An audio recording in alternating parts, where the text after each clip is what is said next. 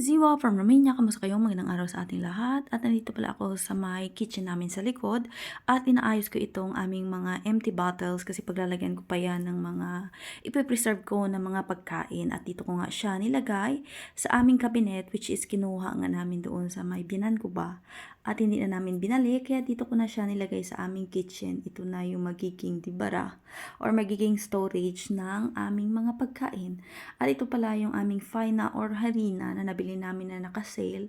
At nag-i-imbak talaga ako ng harina kasi nga 'di ba mahilig akong mag-bake. Super laki talaga ng tulong para sa amin kasi hindi na namin pa kailangan pang bumili ng mga tinapay na kinakain ng aking asawa kasi ako na mismo yung gumagawa.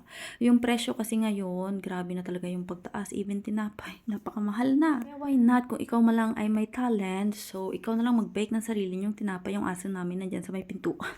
Hindi ko siya binuksan kasi napakagulo niya ba. Tapos itong chrysanthemum na binigay sa akin nung birthday ko, i-replant ko siya diri sa akon nga pot kasi feeling ko naluo na ba siya. Ang klase ng chrysanthemum para sa akin, ang hirap-hirap niya talagang alagaan kasi nakita ko yung mga stem niya na brown na.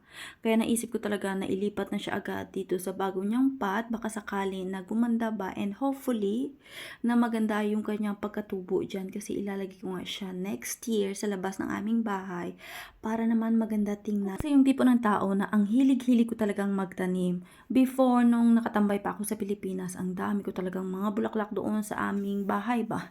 Inalagaan ko talaga sila ng mabuti. Kasi hindi na rin pala ako bumili ng pot para sa aking mga bulaklak kasi nagdi-DIY ako ba. Very supportive yung aking papa kasi siya yung nagbibili ng mga pintura ba na pinupintura ko sa aking DIY out of the old clothes ba kasi 'di ba nauso yung mga pagganon. 'Di ba pandemic, kaya sumabay na rin ako dati sa uso.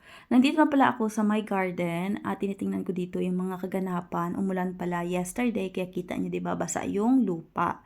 At nakita ko rin na tumubo yung aking mga sibuyas at saka yung aking ahos. Nung summer hindi talaga sila tumubo. It's because hindi sila nadiligan. Pero dahil nga maulan-ulan na yung panahon dito, ganito talaga kapag autumn na o taglagas, maulan talaga yung panahon. Kaya yung mga tinanim ko, nagkalabuhi siya.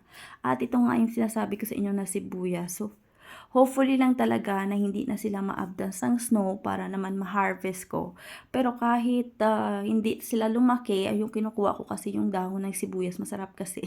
Tapos meron pala ako diyang salata at gina-harvest ko na siya kasi yung mga dahon niya lumaki na. Ginalakot ko sa akon ng mga salad-salad ba, o di ba? Hindi ko na kailangan pa na bumili sa market or sa store kasi medyo may kamahalan na rin yung mga dahon-dahon. Especially kapag mga Asian nga mga items diri sa amon. Kaya rin na, mabalik na ako sa sulod sa amon, kinabati ako nga nagahibi ang yana.